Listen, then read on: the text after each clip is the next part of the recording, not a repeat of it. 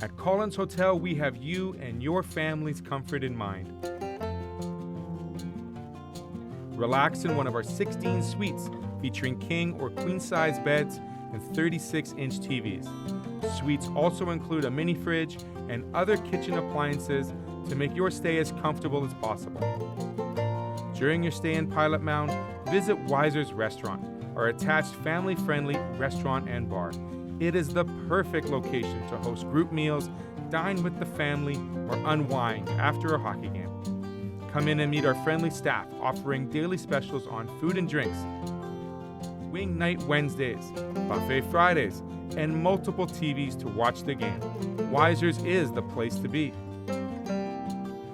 Collins Hotel and Weiser's Restaurant and Bar, located across the street from Blackjack Stewart Arena off Highway 3 in Pilot Mound. At home plate here with Baseball Manitoba's Jason Miller on Amateur Sports TV. Jason, good afternoon. Busy June. It's always busy for baseball, is it not? Absolutely, lots going on. And great weather outside means ballparks are flying, lots of kids having fun. We're going to do a run through June here. We'll start with what happened in Morden at the beginning of June with the Hall of Fame induction ceremony. How was it, and who were the favorite people? Who were the names mentioned?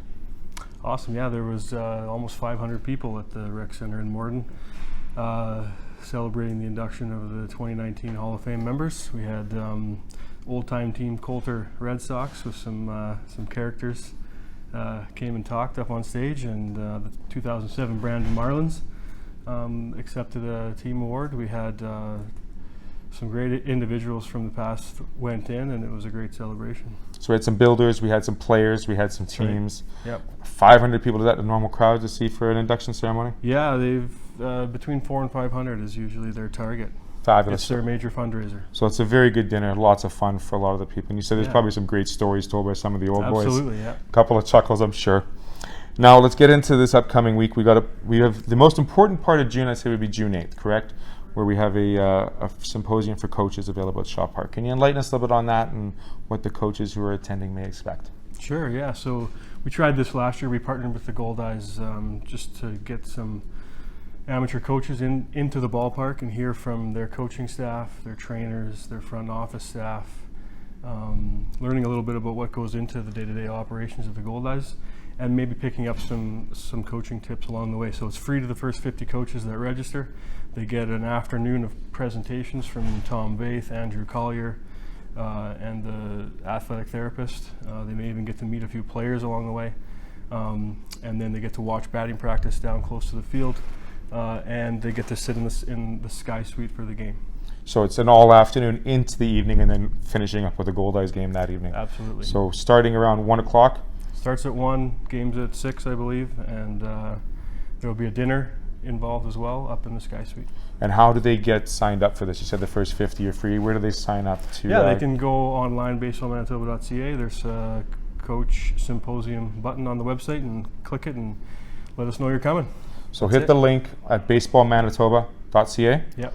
And get yourself involved. The first 50, that's a great opportunity to hear the professional group here from AA Ball and its relationship with Baseball Manitoba, of course, and just seeing how kind of those guys take care of what they got to do operation-wise, correct? Yeah.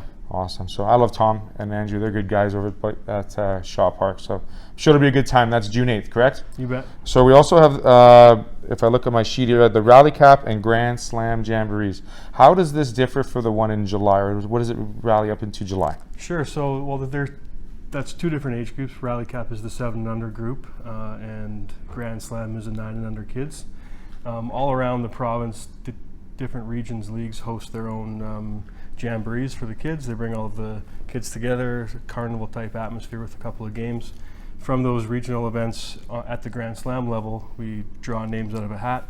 The winner of the draw gets to come to Shaw Park on July 6th for the provincial event. So there will be regional events happening on June 8th or the 15th, typically, with hundreds of kids playing ball in a jamboree style event for 9 and under.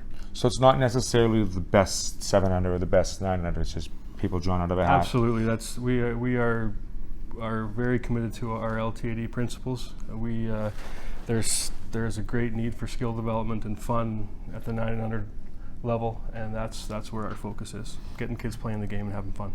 So the 8th, the 15th, and where do they get that info? On baseballmanitoba.ca as well? Absolutely, yep. So find that button there, and fantastic. I mean, I like the fact that everyone's just getting participants, getting involved in the program. And then, hey, if you get your name, John, you get to come to Shaw Park and do it in front of fans. That's right. Awesome. Okay. So after that, we got Challenger Baseball, Bud, Spud, and Chicken. How important are fundraisers for Baseball Manitoba? I mean, Challenger Baseball is a great initiative here in Manitoba. How involved and how important is it for these fundraisers to be well received by the community? Sure. Well, Challenger Baseball is a very important part of Baseball Manitoba. We focus on the kids with cognitive impairments and physical impairments who may not be able to play the regular game of baseball. These people can come from families that can't afford things like playing sports. So a fundraiser like the one they're doing at TYC, the Bud, Spud, and Chicken, is it's their main source of revenue. They will make the majority of the funds that they need to have the kids playing the game, get the uniforms, get the hats, get the equipment, rent the fields, train coaches, and that's where the money comes from. Events like this are crucial to them, keeping the costs as low as possible for the participants and making sure they can play.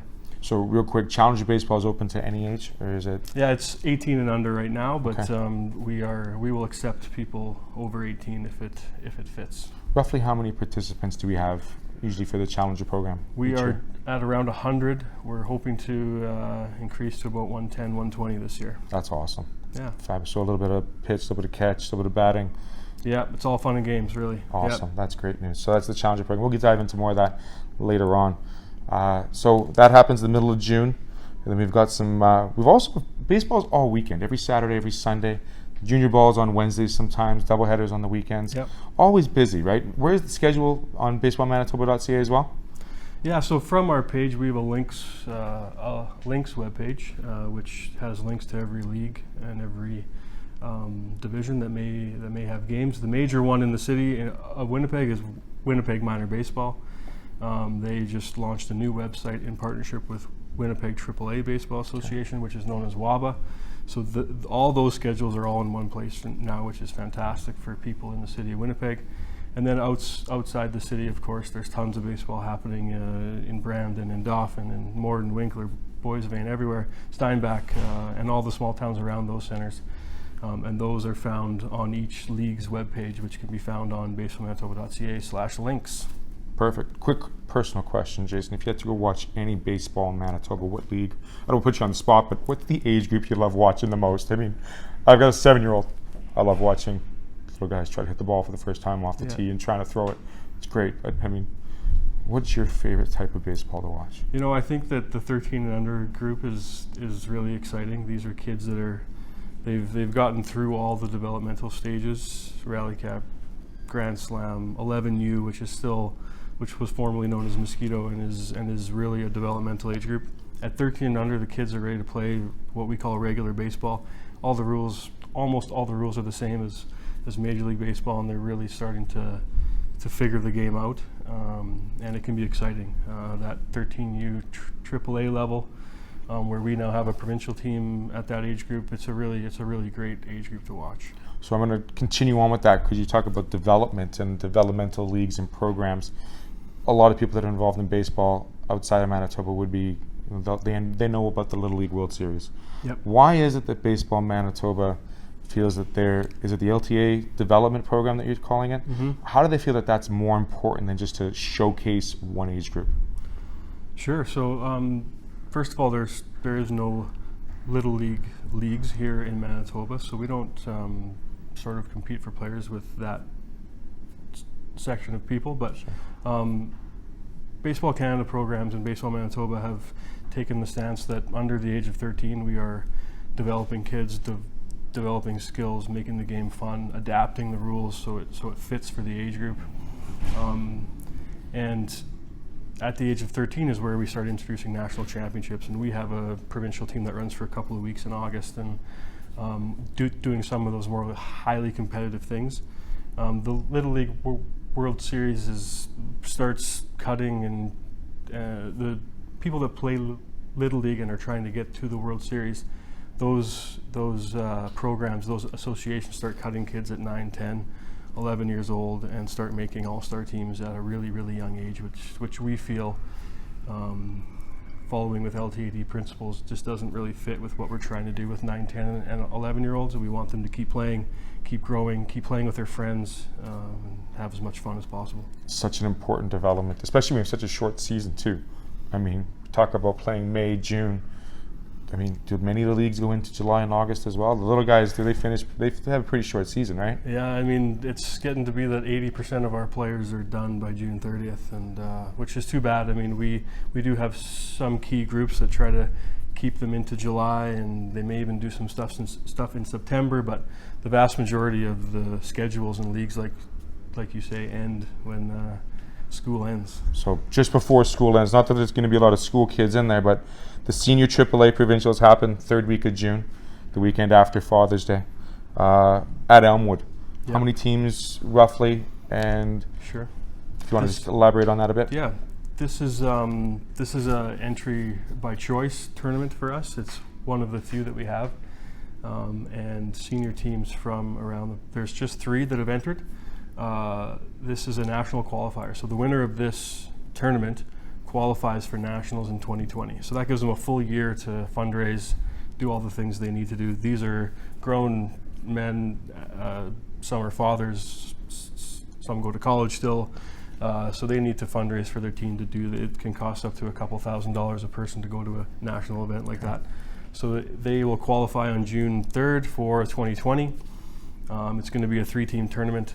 The rosters have been submitted. They are allowed 6 pickups from around the province. So these are going to be true all-star teams. It'll be the best 18 and over players in our province, all in one place on June 22nd and 23rd in Elmwood. Awesome. So we're allowed to call it Koski Field? That's a different field, right? It's Giants Field, Giants it's Koski Field, Field, okay. it's Chalmers Community So Center. there you go. Yeah, it's all those things. It's got all 4 names. So if you're looking for one, it's one of those 4 all-star teams for sure. Yeah. I know the Giants, the last junior A and the St. James groups have had great teams coming in, and if they get to bring in a couple 6, for lack of a better term, imports as well, I mean, there's going to be some balls, and it's going to be a lot of entertainment. So I might be sticking around watching that one myself.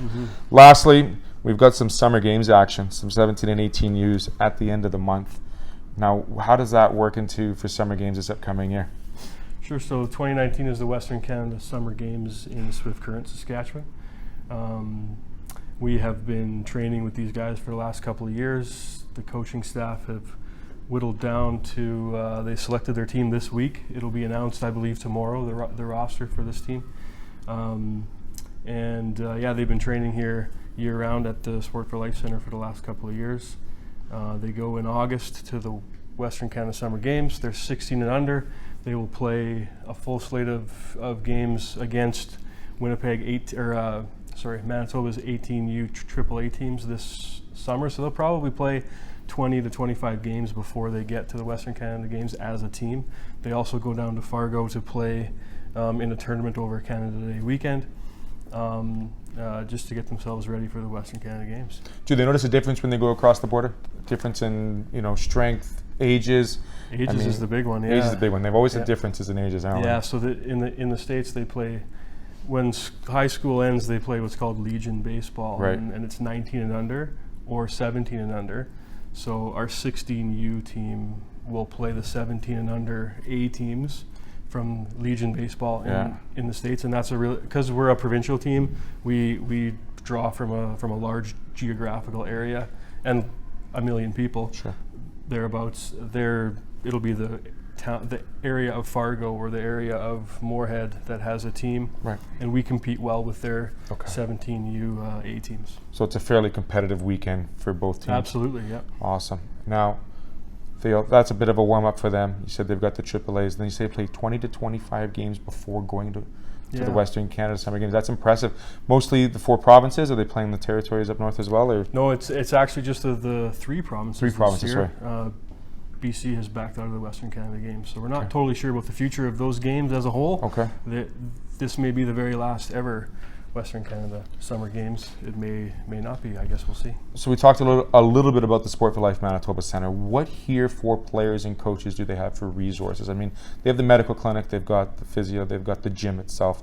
Do we put on other clinics throughout the year, not just the summer months, for these players and these coaches? Yeah, so for our provincial teams, we run a winter training program. So from the top 30 of each age group, we invite them here. That's male and female.